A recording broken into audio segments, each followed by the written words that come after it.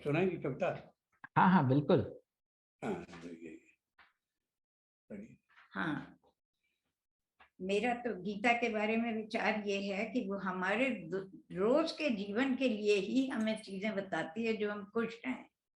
तो मैंने जो मेरी समझ में मुझे अच्छा लगा, मैंने एक बार ध्यान में आया, लिखा, गीता है नहीं बस धर्म ग्रंथ, वह सबके लिए अमृत घट है, मानव क्लेशों से दूर रहे, ऐसा जीवन शैली पट है। वो हमें ऐसा जीवन का तरीका सिखाती है कि हम खुश रहें। कर्म करें मानव, पर वो फल की इच्छा का त्याग करे, पूरी क्षमता से कर्म करे, फल क्या होगा न विचार करे। जब फल ही नहीं चाहिए तो क्यों मानव कर्म करे कोई, नहीं चाहिए फसल अगर क्यों बीज भला बोए कोई। फिर ये प्रश्न उठता है, फल की इच्छा न रखने से फल होगा नहीं, यह सत्य नहीं। फल पर ध्यान अगर फल पर होगा तो कर्म सही होगा ही नहीं। यदि कर्म सही होगा ही नहीं तो फल कैसे पाएगा कोई। पूरी क्षमता से कर्म करे, फल रोके से भी रुके नहीं। यदि लक्ष्य हमारा है कोई, पहले उस पे ही विचार करें, सोचें समझें परिणाम सभी, क्या पाएंगे ये ध्यान करें। जब लक्ष्य हमारा हो निश्चित, उसके उपरांत उपाय करें, फिर ध्यान न बहने पाए कहीं, एकाग्र चित्त से काम करें।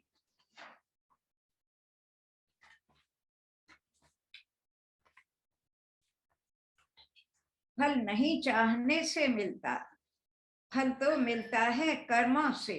इसीलिए गीता कहती है कि आप ध्यान से अपना कर्म कीजिए, ध्यान फल की इच्छा मत रखिए। फल नहीं चाहने से मिलता, फल तो मिलता है कर्मों से। अच्छे फल ही यदि पाने हो, मिल जाएंगे सत्कर्मों से। दुष्कर्म अगर होगा कोई, परिणाम न मिटने पाएगा। आसक्ति बिना यदि कर्म करें, दुष्कर्म न होने पाएगा। इसीलिए कहते हैं कि आसक्ति मत रखिए, काम में ध्यान लगा के काम कीजिए। आसक्ति बिना यदि कर्म करें, दुष्कर्म न होने पाएगा। गीता का है उपदेश यही, मानव का जीवन सुखी रहे। वरना किसी को क्या मिलता है, वो कहते हैं ऐसा मत कीजिए, ऐसा रहिए, ऐसा जीवन जीजिए। गीता का है उपदेश यही, मानव का जीवन सुखी रहे। आसक्ति बिना यदि कर्म करें तो कोई न जग में दुखी रहे। मेरा ऐसा है ये मानना। इसीलिए गीता जितने भी उपदेश जिसने दिए हैं, जहां दिए हैं, वो सिर्फ मानव का जीवन सुखपूर्ण हो, इसी उद्देश्य से दिए हैं। तो गीता का भी उद्देश्य यही है। अब अगर मान लीजिए किसी को कुछ चाहिए ही नहीं तो वो काम ही क्यों करेगा, निष्कर्म होकर बैठ जाएगा। लेकिन चाहिए मनुष्य को, लेकिन वो काम ऐसे करे, बिना आसक्ति के काम करे, तो उसका फल भी अच्छा होगा और कहीं कोई नुकसान भी नहीं होगा। बस हमें सुखी हमारा जीवन रहे, इस तरह हम अपने जीवन को जिए और कर्म करें। ये मेरे समझ से तो गीता का यही उद्देश्य है। बहुत बहुत सुंदर है, और बिल्कुल आपने जो कर्म योग का सार है वो इसमें वर्णित कर दिया है। वी आर ऑल ब्लेसेड कि आपके इतने अच्छे विचार सब तक पहुंच सकते हैं, और हम सब उन सब से लाभान्वित होते हैं। नहीं बस मतलब ध्यान में जो बात है वो हमें ऐसी लगती है, और हमें यही लगा कि मनुष्य का मतलब हम तो मानव योनि में है, हम जो भी कर्म करेंगे हमारी जो क्षमताएं सीमाएं हैं उनमें रह के करेंगे। तो उद्देश्य हर समय यही होता है हर एक का कि हमारा जीवन सुखी रहे। लेकिन तरीका गलत हो जाता है कई बार, तो मानव क्लेश होता है। तो गीता मेरे ख्याल से इसका उद्देश्य यही है कि हम इस तरह कर्म करें कि हमारा जीवन सुखी रहे। बिल्कुल बिल्कुल, खूबसूरत है, बहुत खूबसूरत है। मैं अपनी स्क्रीन शेयर करता हूं अभी। तो हमने पिछली बार सांख्यो कंप्लीट किया था, जी उससे आगे बढ़ते हैं। हाँ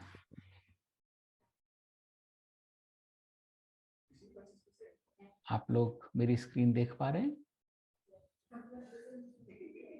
हाँ जी, दिख रहा है। वंडरफुल।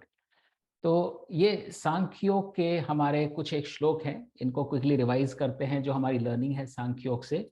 और इसमें जो पहला श्लोक है लेफ्ट को, वो वन ऑफ माय फेवरेट है, और उसको इंग्रेन करने के बाद कभी अगर दूर दराज, अव्वल तो ऐसा मौका नहीं पड़ा मुझे जीवन में, लेकिन कभी दूर दराज कोई टेम्पटेशन होती है छोटा सा भी, जिसे बोलते हैं झूठ तो नहीं बोलने की, लेकिन किसी चीज को पूरी तरह सच ना बोलने की, आदमी बोलता है नहीं नहीं इनको सारी बात क्यों बताएं, आप कई बार जो है एक वर्क अराउंड करके कुछ रिस्पॉन्स दे देते हैं, वो भी टेम्पटेशन गायब हो जाती है। तो मेरा ये one of my favourites take away from Gita है। और दूसरा ये कि इसमें बहुत खूबसूरत पन है वर्ड्स का। तो जिसने भी 5000 साल पहले भी लिखा है संस्कृत भाषा में भी इतना खूबसूरत निकल के आया है, नासतो विदिते भावे ना भावो विदिते सत। और जिसने ये मंत्र इनग्रेन कर लिया, मेरा खुद का मानना है, एक्सपीरियंस है, वो कभी जिंदगी में झूठ तो बोल ही नहीं सकता, झूठा विचार भी मन में नहीं ला सकता। कि जो असत है उसकी तो विद्यता का भाव ही नहीं है, और जो सत है उसकी विद्यता का अभाव ही नहीं है। तो जहां भी आप किसी भी पर्सपेक्टिव में से देखना चाहें, चाहे छोटे से ट्रांजैक्शन से देखना चाहें, चाहे संसार की जड़ता को देखना चाहें, चाहे शरीर और शरीरी को देखना चाहें, मल्टीपल वेज ये आपको रिमाइंड कराता है कि सत्य ही सब कुछ है, और आप सत्य से दूर नहीं जा सकते। चाहे वो आपकी प्रकृति हो, जो सच में है वो निकल के आएगी ही आएगी, चाहे वो कोई संबंध हो, चाहे वह कोई ट्रांजैक्शन हो। तो हमें उस सत्य को जितना हम जल्दी और सहजता से स्वीकारेंगे, उतना ही will be at peace with ourselves. फिर दूसरा श्लोक है, बहुत फेमस श्लोक है, कई जगह कई लोगों ने कोट किया हुआ है, नैनम छिंदन्ति शस्त्राणि नैनम दहति पावक न चैनम क्लेदयन्तापो न शोषति मारुतः। कि जो हमारा आत्म है, इस शरीर को कष्ट हो सकता है, ये शरीर जो है नश्वर है, लेकिन जो हमारा आत्म, और आत्म हमने बात करी थी खाली सोल नहीं होती है, आत्म होता है हमारे पूर्व सभी एग्जिस्टेंसेस, अस्तित्वों का जो निचोड़ है, जिसकी वजह से हम हैं जैसे भी हैं। उसको ना कोई शस्त्र काट सकता है, ना अग्नि जला सकती है, ना जल भिगो सकता है, और ना मारुत सुखा सकती है। और इसीलिए उसमें हमारा उत्तरदायित्व बनता है कि हम उस आत्म को और निखारते चले जाए। उसमें बदलाव आता है, बदलाव आ सकता है, लेकिन वो अंडू नहीं किया जा सकता। और इसको हम मैनेजमेंट प्रिंसिपल से अगर जोड़ें, तो आजकल अगर आप लोग कुछ सुनते होंगे, ब्लॉकचेन का कॉन्सेप्ट होता है कि जो भी ट्रांजैक्शंस होते हैं टेक्नोलॉजी में, उनको हम एक ब्लॉकचेन पर डाल देते हैं, और वो इम्यूटेबल होती है ब्लॉकचेन। और कुछ लोग पैरेलल यूनिवर्स में बोलते भी हैं, आकाशिक रिकॉर्ड्स भी बोलते हैं जिसको।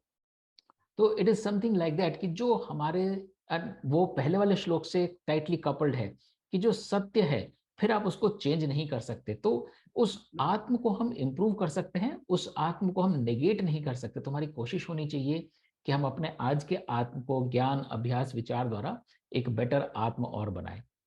तीसरा, बुआ जी ने अभी कविता पढ़ी और हमने सबने मनन किया ही था पिछले 2-3 सेशंस में, कर्मण्यवाधिकारस्ते माँ फलेषु कदाचन माँ कर्म फल हेतुर्भूर्मा ते संगोत्स कर्मणि। कि कर्म पे तो हमारा अधिकार पूरा का पूरा है। हम किसी भी सिचुएशन में कर्म से तो भाग नहीं सकते हैं, लेकिन उसके फल पे अधिकार नहीं है। और ये सबसे बड़ी असत्यता यही है कि हम कर्म के फल पे भी अधिकार मानने लगते हैं। ये भी पहले वाले श्लोक में ब्यूटीफुली टाई हो जाता है कि कर्म के फल पे तुम्हें अधिकार नहीं है, ये उतना ही सत्य है। और इसलिए उस सत्यता को हमें स्वीकार के कर्म के फल के बजाय कर्म पे ध्यान देना चाहिए। और अगर अपना मन चाहा कर्म का फल नहीं मिलता हो, तो उस कर्म का साथ भी कभी नहीं छोड़ना चाहिए। तो ये भी ना सोचा अरे भाई ये काम हम क्यों करें, इसमें तो ये नहीं होने वाला। तो दोनों बातें एक साथ जाती हैं। चौथा श्लोक, यदा संहर्ते चायम कूर्मों संगनी सर्वश इंद्रियाणी इंद्रियार्थेभ्यस्त्य प्रज्ञा प्रतिष्ठिता। कि जिस तरह, और इसमें प्रभु ने कछुए की ही एग्जाम्पल क्यों दी है, वो मैं थोड़ा सा सोच रहा था तो मेरे को ऐसा लगा, कछुआ कुछ एक उन प्राणियों में से है जो सबसे लंबा जीता है। देयर हैव बीन इंस्टेंसेस जहाँ पे 500-500 साल लंबे भी कछुए पाए जाते हैं, 500 साल जिनकी उम्र हो। तो अगर आपको अपने एग्जिस्टेंस को, और एग्जिस्टेंस को इसलिए नहीं जिंदा रखना कि आपको ये सुख भेजना है, एग्जिस्टेंस को इसलिए जिंदा रखना है कि अगर आप विश्व के काम में हैं, जो कि हर प्राणी होता ही है, किसी न किसी तरह से यूनिक होती है उसकी एबिलिटी, तो विश्व कल्याण के लिए अपनी एग्जिस्टेंस को ज्यादा से ज्यादा मौका मिले, उसके लिए जरूरी है कि हम अपनी इंद्रियों को वश में रखें। तो इस श्लोक का अर्थ यही था कि जिस तरह कछुआ कुछ भी छूते ही निज में सिमटा जाता है, उसी तरह स्थिति पर प्राणी भी अपनी इंद्रियों को अपने वश में करता है। और ये श्लोक पढ़ने के बाद अगेन मैंने खुद ये फील किया है, और आप लोग भी over a period of time realise करेंगे, करा होगा आपने भी, कि एक बार आप डिसाइड कर लेते हैं ये मेरे लिए नहीं है, चाहे वो कितनी भी बड़ी वीकनेस हो, टेम्पटेशन हो, किसी को मीठा अच्छा लगता है, किसी को कुछ एक तरह का पोशाक अच्छी लगती है, किसी को हीरे मोती अच्छे लग सकते हैं, पर एक बार आपने मन में ऐसा विचार धर लिया ये मेरे लिए नहीं है, तो जैसे ही अगली बार आप उस चीज को अपनी ओर आते देखेंगे भी, आप अपने अस्तित्व में सिमट जाएंगे, आप उसके अस्तित्व में नहीं सिमट जाएंगे, आप उसकी तरफ से नहीं, उसको नहीं ग्रहण करेंगे, आप स्वयं को ही ग्रहण करके खुश हो जाएंगे। तो ये भी बहुत खूबसूरत श्लोक है। और ये चौथा है जो पूरा सार है इसका, कि जो इच्छा होती है, ध्याय तो विषयानुम से संगेस्ते पुरुष पाज्यते प्रजायते, कि जो हमारी आसक्ति होती है वो कामना जगाती है, और कामना पूरी नहीं होती तो क्रोध से सामना होता है। क्रोध जो होता है वो हमारी बुद्धि को सम्मोहित कर लेता है, और जब हमारी बुद्धि का नाश होता है तो फिर हमारे जीव का भी नाश हो जाता है। तो इन सब का जो जेनेसिस है, जो स्टार्टिंग पॉइंट है, वो आसक्ति है, विषयों के प्रति आसक्ति है। और इसीलिए उनको विष जिसे हम बोलते हैं, विष किसको बोला जाता है? विष बोला जाता है जो प्राण हर लेता है। और शरीर तो नश्वर है, तो शरीर को नष्ट करने वाला तो विष हो ही नहीं सकता। प्राण जो होते हैं वो प्राण हमारे होते हैं जो हमारा पुरुष होता है हमारे अंदर। तो जो चीज हमारे, और ये शरीर हमारे पुरुष से ही जीवित होता है, तो असली विष वो नहीं होता जो शरीर को नष्ट करे। असली और बहुत ही असरदार जिसे बोले, जो ज्यादा ही नुकसान करके जाए, वो विष वो होता है जो हमारे प्राणों को हर ले, जो हमारी ऊर्जा को, हमारे सोचने समझने की शक्ति को हर ले। और इसीलिए विषेंद्रिय बोला जाता है। जिसे हमने बोला कि सात्विक आदमी तो ज्ञान से जीता है, वो अपने आसपास के एनवायरनमेंट को महसूस करता है, तो ज्ञानेंद्रियों का काम ज्यादा करता है। जो राजसिक जिसमें बल ज्यादा होता है, वो कर्मेंद्रियों का ज्यादा यूज करता है।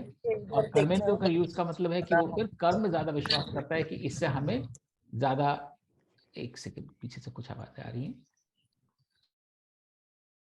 वो विश्वास करता है कि मैं कर्म ज्यादा करूंगा तो मुझे फल ज्यादा मिलेगा, तो उसमें कर्म के फल के प्रति आसक्ति हो जाती है। और जो भोग में फंस जाता है वो विषयेंद्रिय का ज्यादा इस्तेमाल करता है, मतलब वो उस कर्म के फल से उत्पन्न होने वाले शब्द, रस, गंध, आकार, रूप, इनमें फंस जाता है। तो यही सारे जिसे बोलते हैं जीव के पतन का बीज जो होता है, वो आसक्ति और विषय होता है। तो ये क्विक टेक अवे है before we step into karma योग, जो कि बहुत ही खूबसूरत और बहुत ही महत्वपूर्ण अगला अध्याय है। इस पे किसी को कुछ अगर टिप्पणी करनी है, कुछ सजेशन है, कुछ सुझाव है सांख्य योग खत्म करने हुए, तो we can spend a minute or two before we go into karma योग।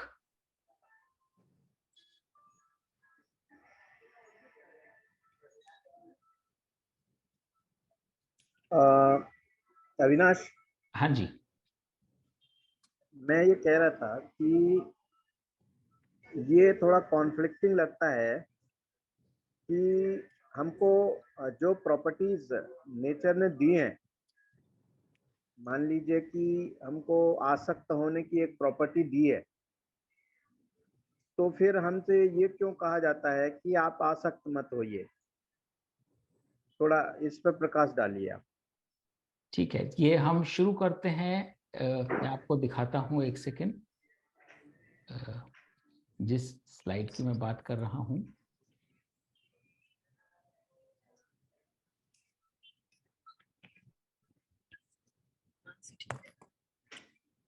एक सेकेंड, ये गलत शुरू हो गया।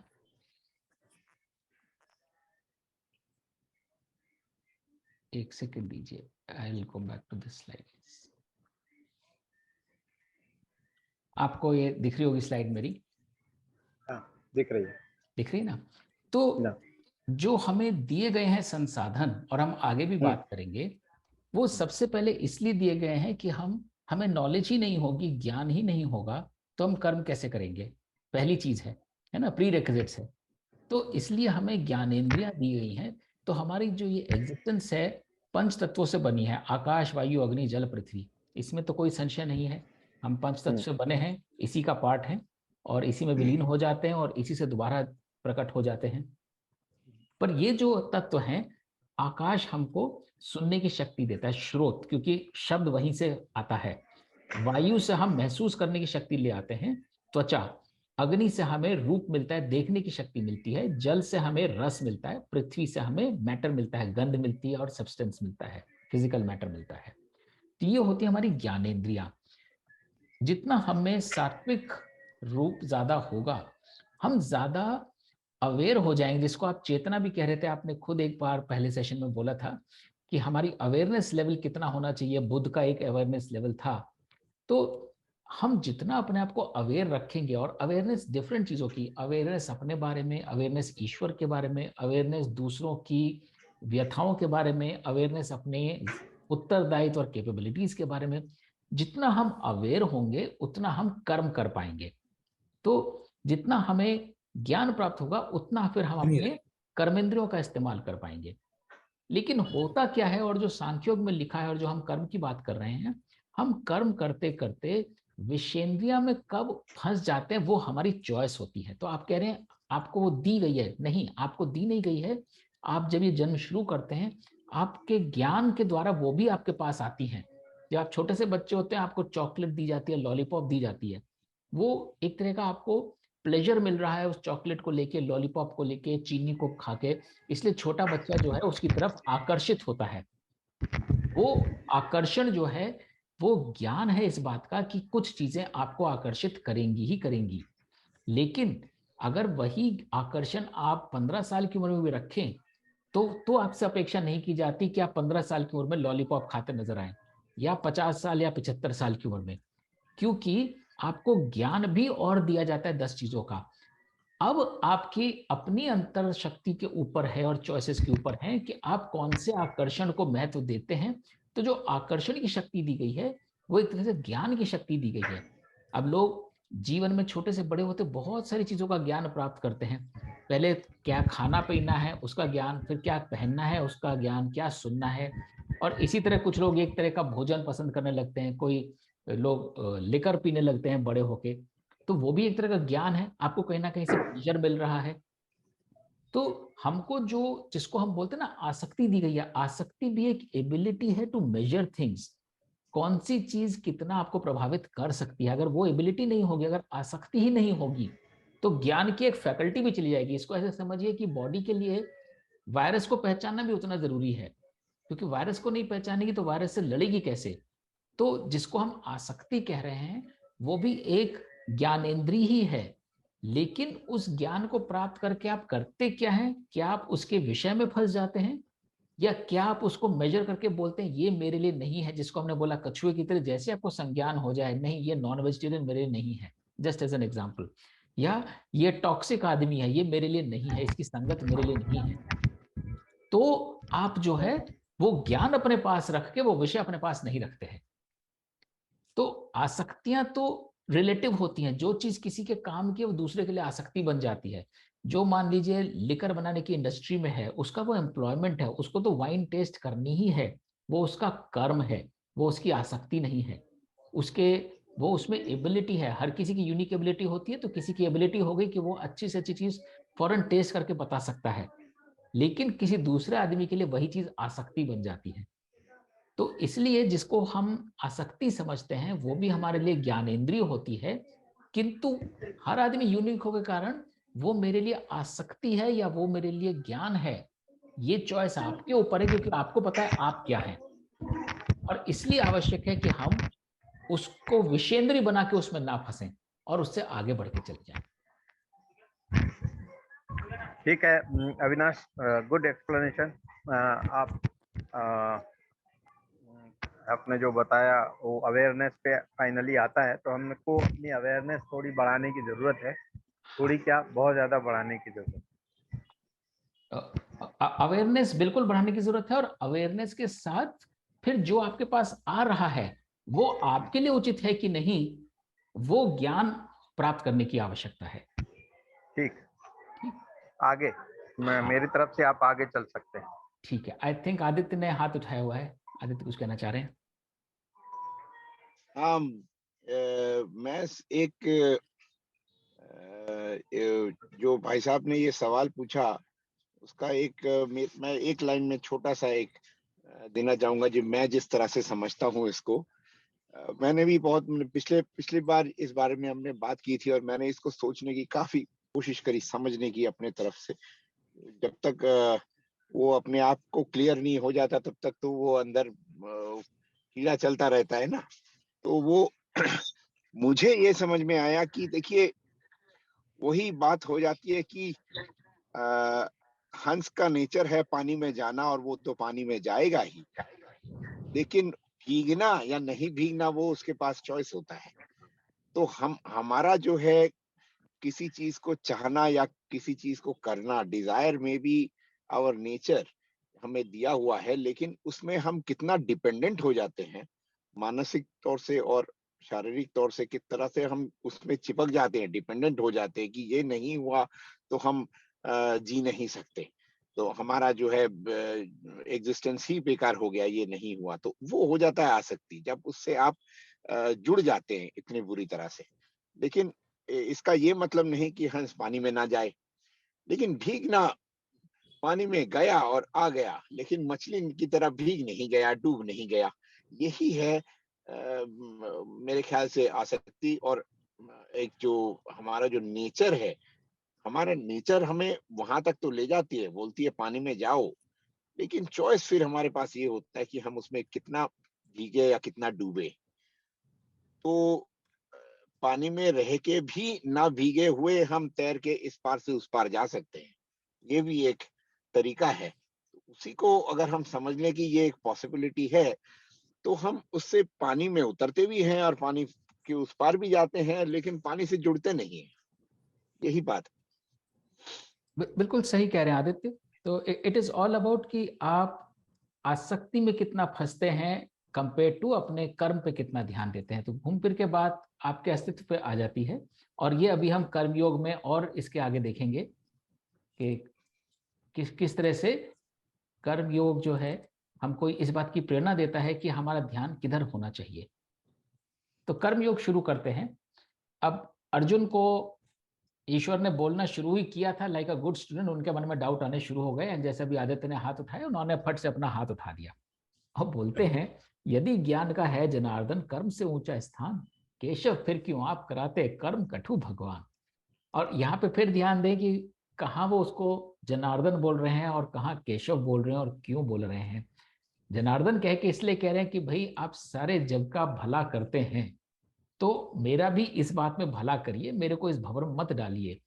पर केशव किस लिए कह के बुला रहे हैं कि अब आप मेरा भला करते हुए मेरे को ऐसा काम करने के लिए कह रहे हैं जो मुझे भला प्रतीत नहीं हो रहा, ये सिर्फ आप ही जान सकते हैं क्योंकि आप अंतर्यामी हैं। तो मेरे को जरा ये बताइए, आप एक तरफ तो कहते हैं कि भला करो, भला होगा तुम्हारा, और इतना कठोर काम करवाते हैं मेरे से, कभी कर्म की कभी ज्ञान की बातें आप सुनाएं, भला हो मेरा आप यदि मुझे एक ओर ले जाएं।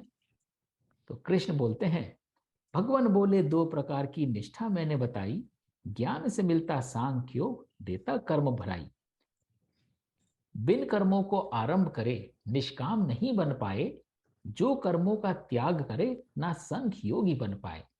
तो तुम तो सोच रहे हो मैं ये युद्ध नहीं करूंगा, तुम अपना एक जो तुम्हारा कर्म है, तुम जिसके लिए उत्तरदायित्व हो, तुम सारे जीवन में तुमने वो सारी प्रतिभाएं हासिल करी हैं, और तुम सोचते हो तुम ये कर्म छोड़ के बड़े सन्यासी बन जाओगे।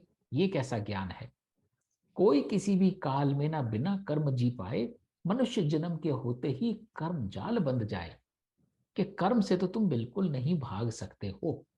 हाँ, कौन सा कर्म करना है, कौन सा नहीं करना है, किसको छोड़ना है, वो जरूर तुम सोच सकते हो, लेकिन जिसकी इच्छा प्रबल हो किंतु जबरन कर्म को रोके, मिथ्यावादी है वो मानव प्रभु को देते धोखे।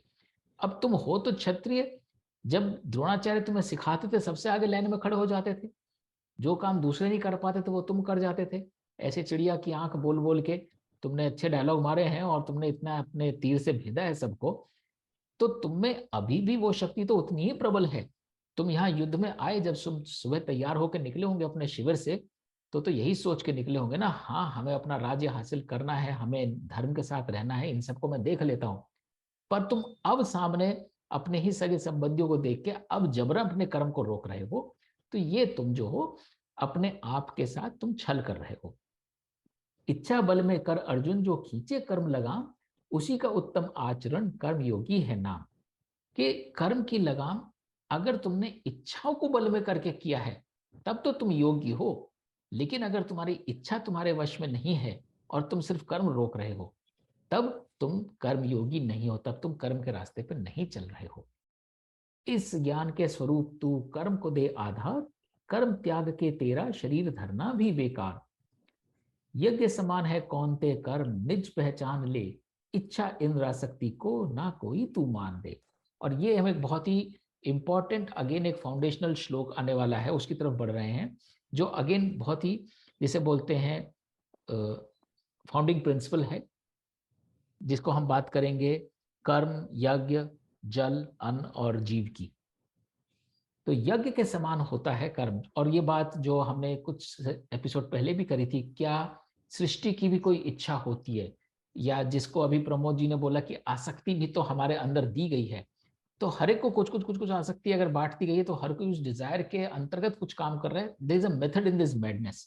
तो क्या हम कुछ सोच के सबकॉन्शियसली सारा यूनिवर्स किसी तरफ जा रहा है, तो क्या यूनिवर्स की भी कोई इच्छा होती है? तो उसका आंसर इन अगले कुछ श्लोकों में है कि जो हमारा कर्म होता है वो यज्ञ समान होता है। और यज्ञ क्या होता है? यज्ञ होता है विधि विधान पूर्वक किसी चीज की आहुति देकर कर्मों को किसी तरफ फोकस करना, वो यज्ञ होता है। तो ट्रांजैक्शन तौर पे देखें तो वो हवन होता है, बट हवन में भी क्या करते हैं? हवन में जानते बूझते एक अग्नि प्रज्वलित की जाती है। अग्नि तो सब चीजों को भस्म कर देती है, फिर भी हम अग्नि का आह्वान करते हैं, और उसमें आह्वान करके क्या डालते हैं? द्रव्य सामग्री डालते हैं। क्यों? क्योंकि वो, अगर इसको अब हम फिलोसफिकल नजर से देखें, तो जो हमारी संसार के साथ जड़ता है, जड़ता के साथ संबंध है, हम एक्चुअली उसकी आहुति देते हैं। उसकी आहुति देने से यज्ञ संपन्न होता है। तो हमारे कर्म से शुरू होता है, और यही इसका उल्लेख किया गया है, स्वयं ब्रह्म ने सृष्टि रच किया यज्ञ आह्वान, जिसके फल से जनहित हो कर्म बड़ा महान। तो जब ये सारी सृष्टि की रचना हुई है, तो जो अंदर एल्गोरिथम फिट किया गया है वो यज्ञ का फिट किया गया है, कि जैसे जैसे सबके कर्म होंगे वैसे वैसे वो एक एंटरप्राइज बन जाएगा। अब एक बहुत ही प्रैक्टिकल एग्जांपल दें, आजकल फीफा चल रहा है, आप लोगों ने कुछ वीडियोस देखे होंगे कि जापानीज फैंस जो हैं स्टेडियम में जाते हैं, उनकी टीम हार भी जाती है तो भी वो वहीं बैठ के अपना पूरा स्थान क्लियर करके जाते हैं। और आप लोगों ने देखे होंगे कुछ वीडियोस कि वो ट्रैश बैग्स में सारा कूड़ा इकट्ठा करके ले जा रहे हैं, एंड पीपल आर सरप्राइज कि फैंस तो ऐसी जगह बहुत ही अनरूली हो जाते हैं, राउडी बिहेवियर करते हैं, अपना खाने पीने का सामान फेंक जाते हैं, लिटर फेंक जाते हैं अपने पीछे। और ये कितने डिसिप्लिन्ड हैं, देखो ये एंटरटेनमेंट के लिए आए थे लेकिन कितनी सफाई करके जा रहे हैं, दूसरों का कूड़ा भी साफ करके जा रहे हैं। उसका उल्लेख मैं इसलिए कर रहा हूं कि उनको शुरू से ये ट्रेनिंग दी जाती है कि अपने वातावरण को साफ रखो, तो वो एक यज्ञ बन जाता है। उनकी सोसाइटी उसी तरफ मूव करने लगती है, उनका सारा एनवायरनमेंट। तो जो जापानीज यूनिवर्स है या यूनिवर्स का जापानीज कंपोनेंट है, वो एक दिशा में काम कर रहा है। वो जितनी क्लींजिंग वो करते हैं उतनी कोई और नहीं कर सकता, और फिर उनके एनवायरनमेंट में वो चीज दिखती है और वो सोसाइटी उसी तरफ जाती है। वहां पे अगर आप बैठ के साफ सफाई नहीं करेंगे तो लोग आपको हे दृष्टि से देखेंगे, कहाँ से आ गए तुम, ये क्या कर रहे हो। उसी तरह वेस्टर्न सोसाइटी को अगर देखें तो वहाँ क्रिएटिविटी पे बहुत जोर है, वहाँ पे ट्रेडिशंस पे उतना जोर नहीं, वहाँ पे इंडिविजुअलिटी पे बहुत जोर है। उनका यज्ञ कैसा चल रहा है? उनके कर्मों से प्रेरित हो रहा है। वहां वो इंडिविजुअल को इतनी ज्यादा एक तरह से अटेंशन देते हैं कि आदमी को वहां कोई बंधन नहीं लगता। ये नहीं लगता मैं ये काम इसलिए ना करूं क्योंकि मैं लड़का हूं या लड़की हूं, छोटा हूं या बड़ा हूं। और वो अपनी पूरी क्रिएटिविटी को इस्तेमाल करते हैं, वहां की सोसाइटी के लिए वो यज्ञ बन जाता है।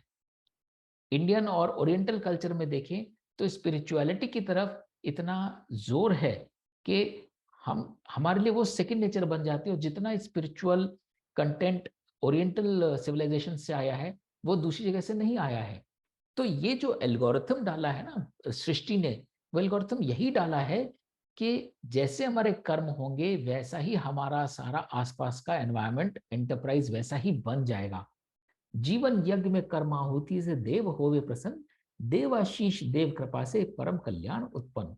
तो कहने का अर्थ यही है कि जैसे कर्म हम उसमें डालते जाएंगे, हम हवन के अंदर जैसी सामग्री डालेंगे वैसे ही उसके इर्द गिर्द सुगंध होगी, वैसे ही उतना ही जो प्रदूषण है वो कम हो जाएगा, जो चीजें भस्म होनी चाहिए वो भस्म हो जाएंगी, और जैसा हम नहीं करेंगे वैसा रिटेन हो जाएगा।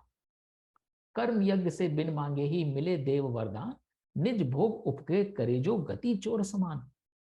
तो जो कर्म का यज्ञ करता है, कर्म डालता है, उसी को दैवीय संस्कार, दैवीय शक्ति प्राप्त होती है। और अगेन कम्स बैक टू जो प्रमोद जी बोल रहे थे, वो आसक्ति कितनी रहेगी आप में, वो डिपेंड करेगा कि आपने क्या कर्म किया है। आपने, हम सब ने सुना है कि empty mind is devils workshop. जो आदमी निठल्ला बैठा रहता है उसको 10 उल्टे ख्याल ही आते हैं। तो अगर तुम कर्म नहीं करोगे तो तुम और 10 चीजों में उलझ जाओगे और तुम्हारी 10 तरह की आसक्तियां बढ़ जाएंगी। लेकिन जो आदमी बिजी रहेगा उसको तो होश ही नहीं है ये सोचने का कि मैंने फलानी पिक्चर देखी कि नहीं देखी, मैं डिस्को गया कि नहीं गया, मैंने पार्टिंग करी कि नहीं करी। उसके लिए तो उसका काम ही सबसे बड़ी प्रायोरिटी है। तो जो कर्म करता है उसका यज्ञ का जो असर पड़ता है उससे तो उसको दैवीय संस्कार प्राप्त होता है। लेकिन जो कर्म नहीं करता और फिर भी उपभोग करता है, इसमें बहुत ही खूबसूरत मैनेजमेंट प्रिंसिपल भी है। किसी भी कंपनी में हम सोचते हैं 80-20 रूल होता है। 80% ऑफ द प्रॉफिट्स जो आते हैं 20% लोगों के काम करने से आते हैं। तो बाकी लोग जो है वो नेट कंज्यूमर होते हैं। कंपनी अच्छा कर रही है, वो अपना काम कर रहे हैं, थोड़ा बहुत कर लेते हैं, लेकिन वो इनोवेशन के कटिंग एज पे नहीं होते, कंपटीशन के कटिंग एज पे नहीं होते। वो जहाँ पे नई नई चीजें करनी है उस उन मीटिंग्स, उन डिस्कशंस का पार्ट नहीं होते। लेकिन हाँ, जब बोनसेस मिलते हैं, जब रिवॉर्ड्स मिलते हैं, तो वो सामने आ जाते हैं, हाँ हम भी टीम का हिस्सा हैं। तो इसी तरह से वो कह रहे हैं कि जो कर्म यज्ञ के बिना भोगता है जो आसपास संसार ने आपको दिया है, गति चोर समान। और इसमें फिर ये बात आती है कि जब तक आप बच्चे थे तब तक तो ऑब्वियसली शुरू में तो आप भोगोगे ही, आप पहले दिन से तो प्रोटेक्ट नहीं हो जाओगे। लेकिन बचपन से थोड़ा यौन अवस्था में कदम रखते हुए युवा अवस्था में और फिर और पूरे वयस्क होने के बाद यदि तब भी आप भोगते ही चले जाते हो और कर्म नहीं करते हो, तो ये बिल्कुल चोर के समान बिहेवियर है तुम्हारा, फिर तुम चोरी कर रहे हो। योगी अग्नि और पुरोहित मुक्त हो अपने पापों से, भोगी केवल घिरे रहे रोग और अभिशापों से। तो अगर तुम योगी करोगे, योग साधना करोगे, अगर तुम ज्ञान प्राप्त करोगे, तो ये जो डेफिशिएंसी है जिसको हम पाप बोल रहे हैं उन सबसे दूर रहोगे। लेकिन अगर तुम सिर्फ भोगी बन के रहोगे तो फिर तुम्हें रोग भी जो है बहुत ही जल्दी पकड़ लेगा। ये है वो श्लोक जिसकी तरफ हम बढ़ रहे थे और जिसमें अगेन इसको जो एल्गोरिथम है सारी सृष्टि का, जिसको हम ब्रह्म बोलते हैं, वो इसमें है। कर्म से जन्मे यज्ञ है पावन, यज्ञ जन्मते वृष्टि, वृष्टि जन्मे अन्न और अन्न से सारी सृष्टि। अन्नाद भवंती भूतानी, अन्न से सारे भूतानी, सारे जीव चलते हैं। पर्जन्यादन्न संभव, पर्जन्य से, वृष्टि से जो वर्षा होती है उससे अन्न संभव होता है। तो भूतों के लिए, सब भूतों के लिए, सब जीवों के लिए क्या जरूरी है? अन्न जरूरी है। और अन्न के लिए क्या जरूरी है? वर्षा जरूरी है। यज्ञात भवती पर्जन्यो, और यज्ञ जो है वो आवश्यक होता है पर्जन्य के लिए। अगर आप यज्ञ नहीं करोगे तो वर्षा नहीं होगी। और इस पे भी हम आते हैं यज्ञ कर्म समुद्भव, और यज्ञ का ऐसे होता है, यज्ञ कर्म से होता है। तो एक दो और भी डिस्कोर्सेस में लोग पूछ रहे थे, ये तो बात समझ में आती है, अन्न और सृष्टि, वृष्टि भी समझ में आती है, बट यज्ञ जन्म ने सृष्टि, इसका क्या सिग्निफिकेंस है या प्रूफ है कि भी यज्ञ से वर्षा होती है? तो अगेन वर्षा का मतलब जल, जल अगर हम ट्रांजैक्शन तौर पे देखें तो, और जल हमें पता है बिना जल के बीज नहीं उगता, फसल नहीं उग सकती, और फसल तो हमें चाहिए ही। लेकिन अगर हम इसके फिलोसफिकल मीनिंग में जाएं, जो कि गीता में भरे पड़े हैं ये गूढ़ रहस्य, वृष्टि का मतलब जल क्यों है, कुछ और चीज क्यों नहीं है। जल होता है द्रव्य, द्रव्य होता है जो होता है फ्लेक्सिबल। फ्लेक्सिबल का मतलब आप किसी से जुड़ नहीं रहे हैं, आप जो है अपने आप को डिटैच रखते हैं। अगर आप जड़ता से जुड़ जाएंगे तो आप ठोस हो जाएंगे, फिर आप में वृष्टि की कैपेबिलिटी नहीं रहेगी। तो जिसको हम द्रव्य बोलते हैं, जिसको हम कह रहे हैं यज्ञ में भी आप आहुति द्रव्य की देते हैं, इसका अर्थ वही है कि जितना आप अपने आप को संसार की जड़ता से दूर रखेंगे, उस जड़ता के प्रति संबंधों की आहुति देंगे, उतना ही आप में द्रव्य मैटर बढ़ जाएगा। जितना आप में द्रव्य बढ़ जाएगा उतनी फ्लूइडिटी बढ़ जाएगी। फ्लूइडिटी बढ़ेगी तभी उसमें जो अन्न है वो पैदा होगा। क्योंकि किसी भी चीज में आप अपनी जगह बैठे रहेंगे तो कितने रिसोर्सेज आपके पास आएंगे, बहुत लिमिटेड। और अगर आपको स्ट्रेच करने की एबिलिटी है आपके, आप दूर जा सकते हैं, दूर देश जा सकते हैं, दूर भाषा। कई लोग बोलते हैं कि हम तो भाई 2 भाषाओं में खुश हैं, पर आपने देखा होगा जिसने तीसरी भाषा सीख ली वो इमीडिएटली कनेक्ट कर लेता है तीसरे आदमी से, फॉरेन लैंड में जाके, फॉरेन स्टेट में जाके। ये भी उस फ्लूइडिटी का प्रमाण है।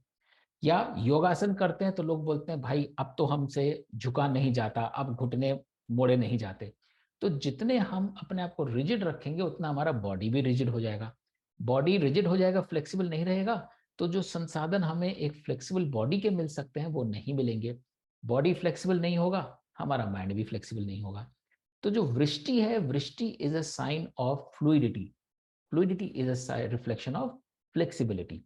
तो जितना हम कर्म करेंगे, जैसा कर्म करेंगे, और आगे हम ये भी बताएंगे कर्म क्या होता है।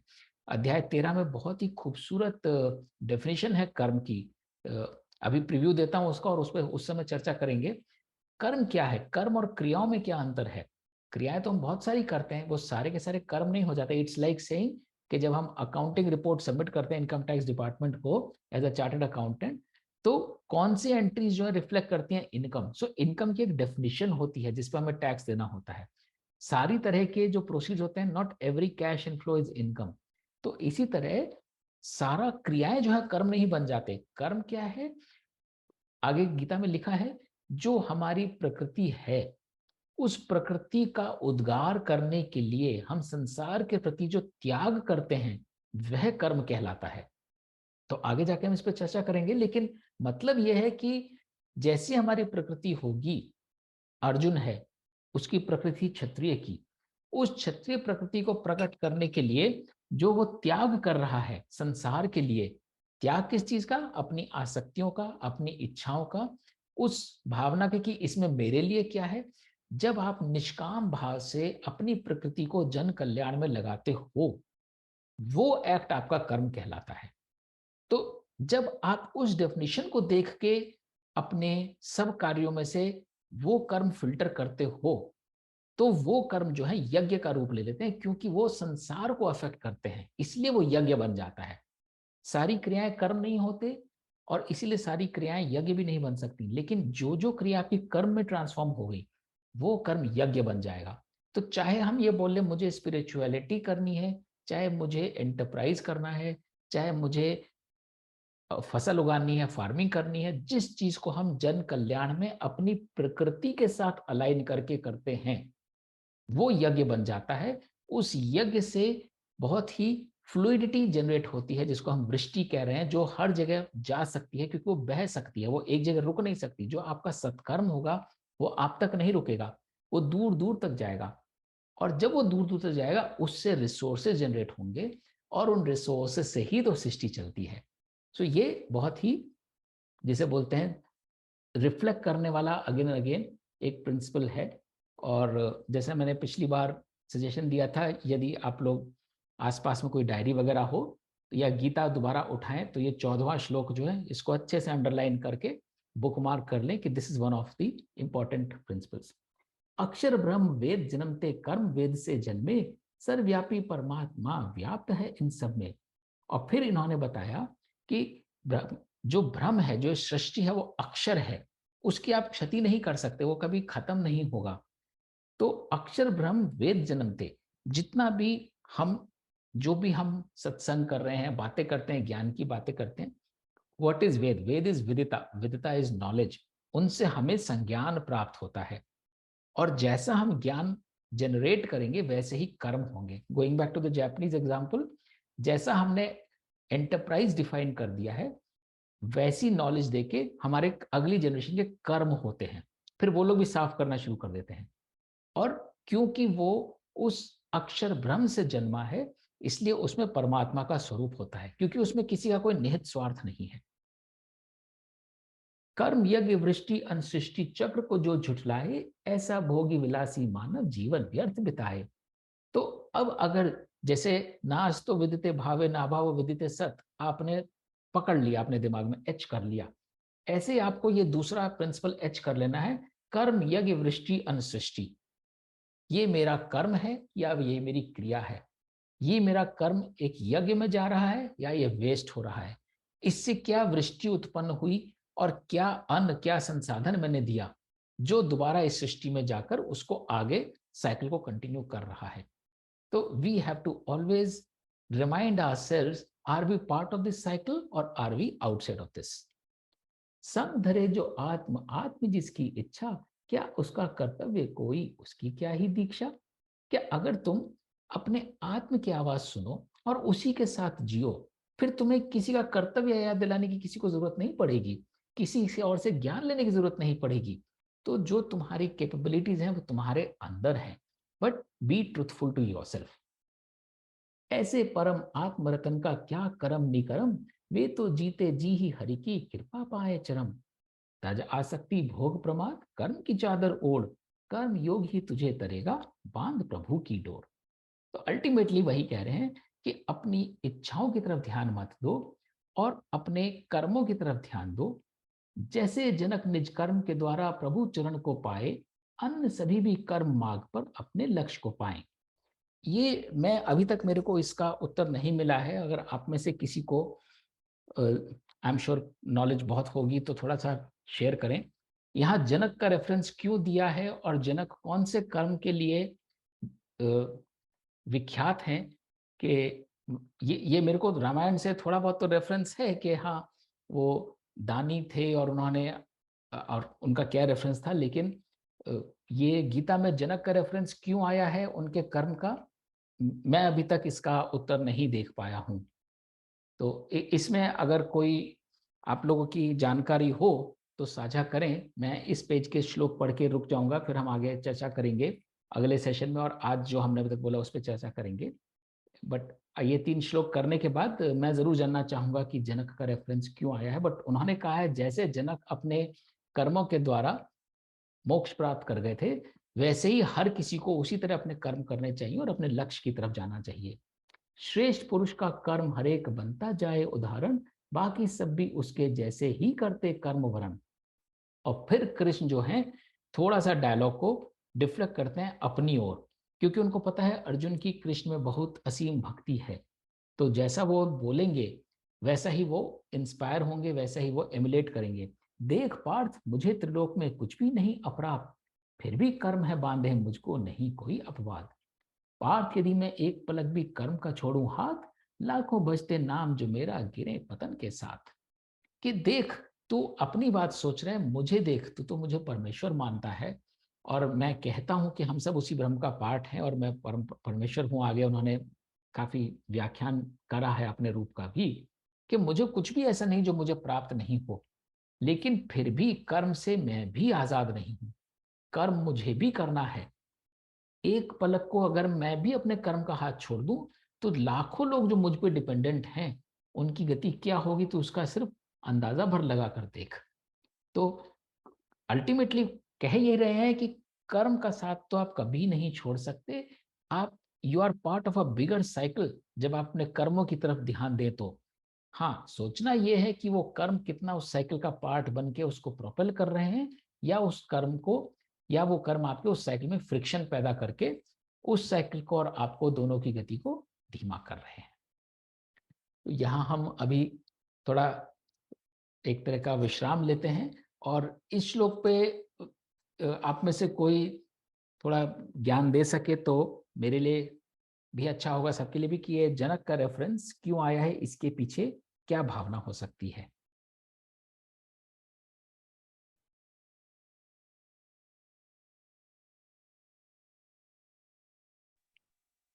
भाई जनक यहाँ पे वो सीता के पिताजी शायद ना हो सकता है जनक यहाँ पे जो उसके रूट मीनिंग है उसमें जाना पड़ेगा हमें, तो शायद वहां पे हमें कुछ आंसर मिले। बिल्कुल सोचा जा सकता है उस दिशा में कि जनक जैसे पहले स्त्री का रेफरेंस आया था, प्रजनन शक्ति जैसे हो सकता है जनक का रेफरेंस ऐसे हो कि भाई जिस भी चीज को आप अच्छे उससे काम करते हैं आप उसके जनक बनते हैं। बट जो मैंने 2-3 गीताएं पढ़ी हैं एटलीस्ट उनमें सब में जनक और सीता का ही reference. But again we all know different Gitas have different जैसे पर्सपेक्टिव। अष्टावक्र गीता में भी राजा जनक हैं, और वो भी बहुत गूढ़ है, बहुत गूढ़ है अष्टावक्र गीता, यानी मैंने नहीं पढ़ी वो।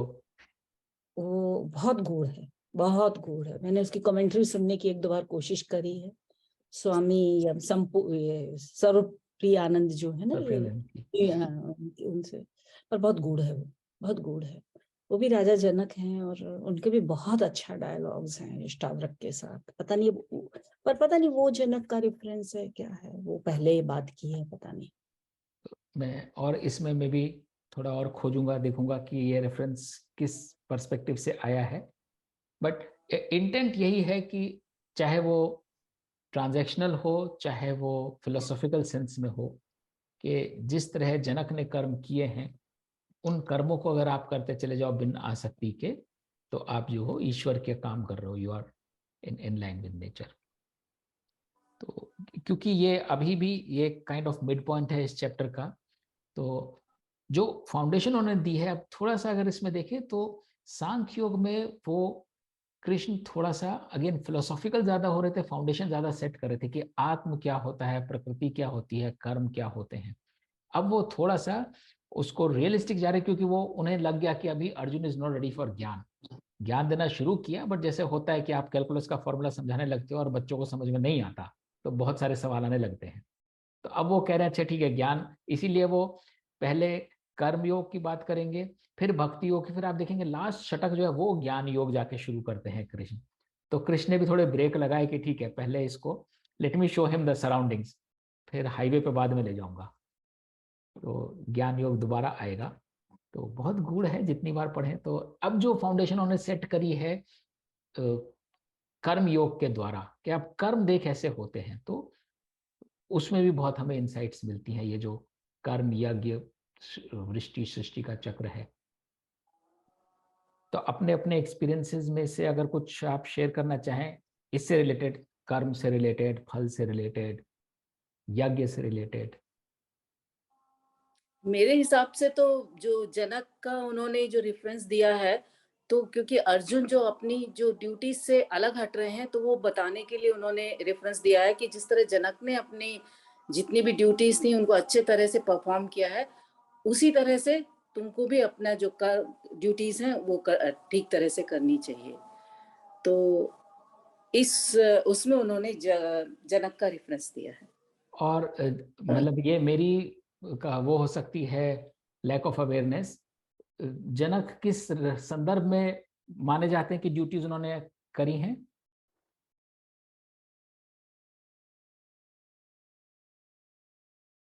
मतलब वो एक राजा रहे हैं, तो राजा के जिस तरह से वो उन्होंने अपने सारे काम किए हैं, एक राजा की ड्यूटी निभाई है, और सब तरह से जो उन्होंने अपनी प्रजा की सेवा की है, तो उस तरह से उन्होंने अपनी सारी ड्यूटीज निभाई है, उसमें किया है।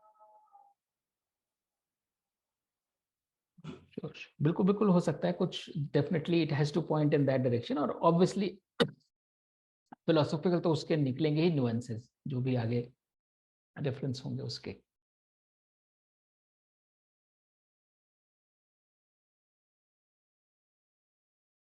और किसी और के कुछ और थॉट्स हैं इसके, जितना हमने अभी तक कवर किया कर्मयोग का?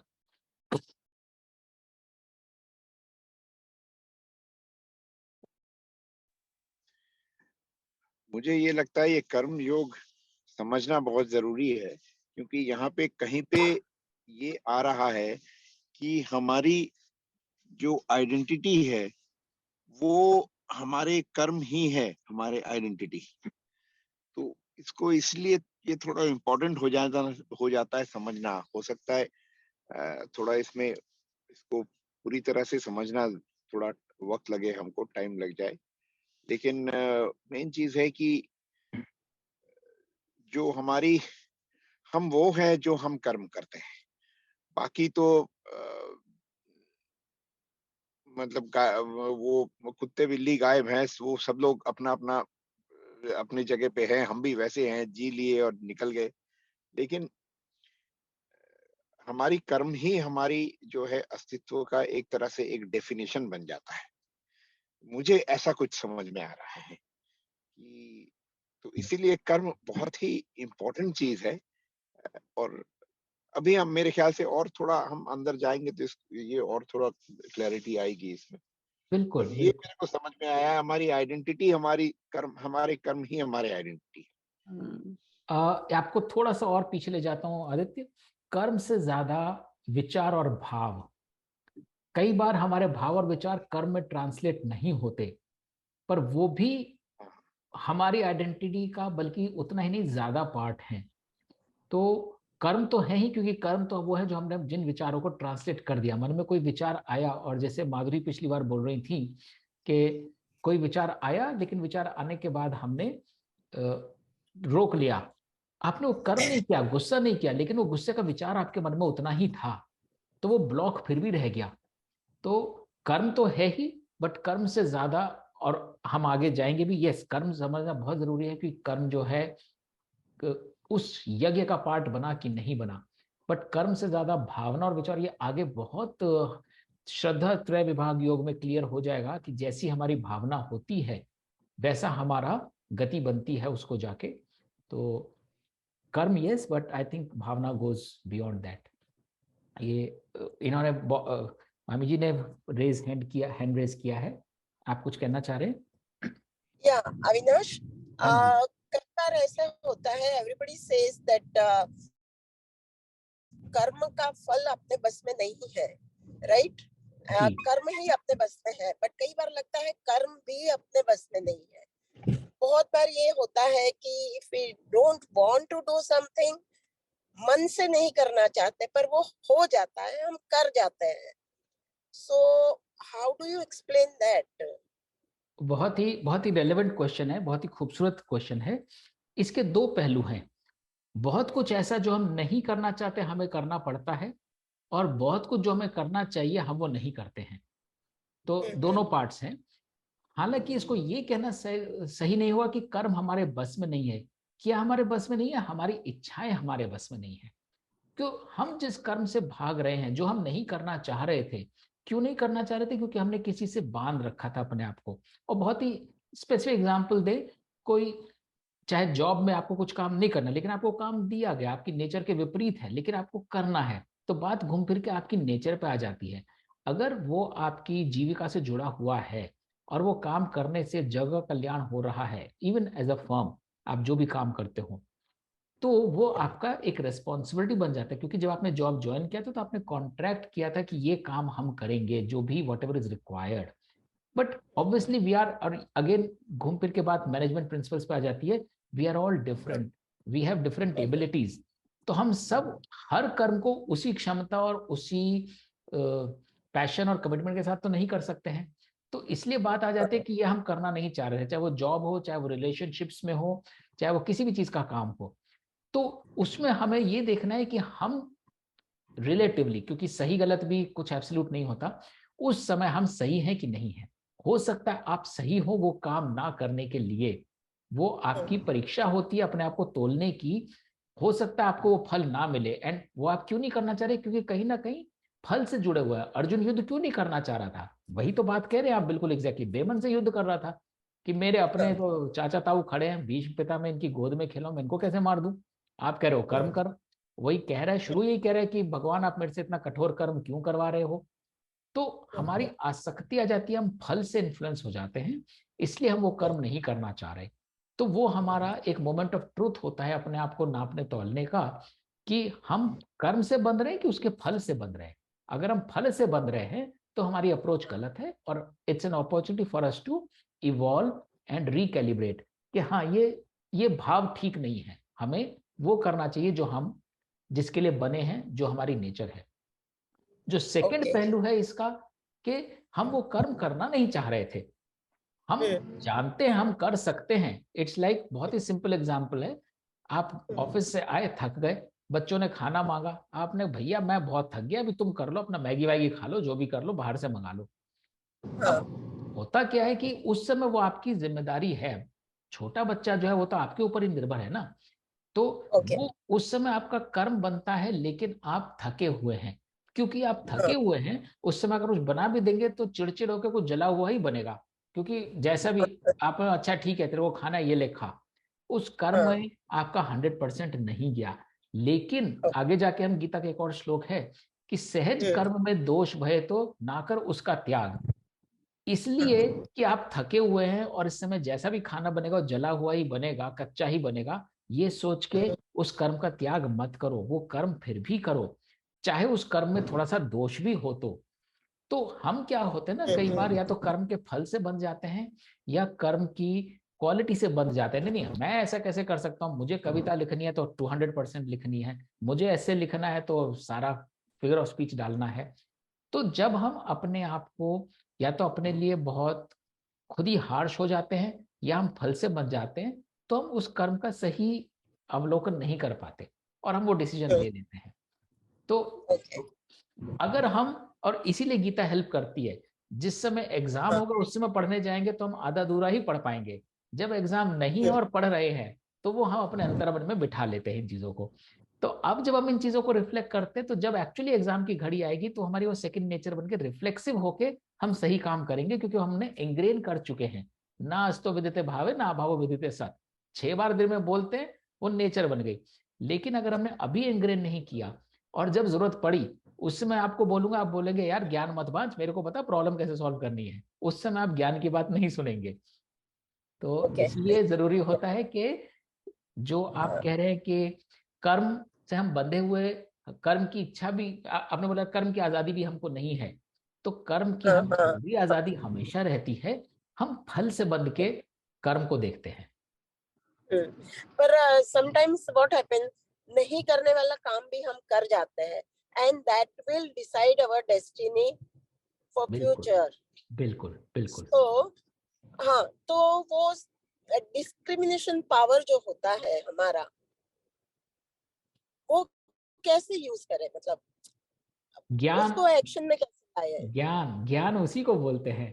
अब जो प्रमोद ओके, जी बोल रहे थे कि हमारा अवेयरनेस लेवल एक है, बुद्ध का एक और था, और हम यहाँ पे 6 लोग 8 लोग हैं, हम सब अलग अलग लेवल पे हैं, we are all in our journey.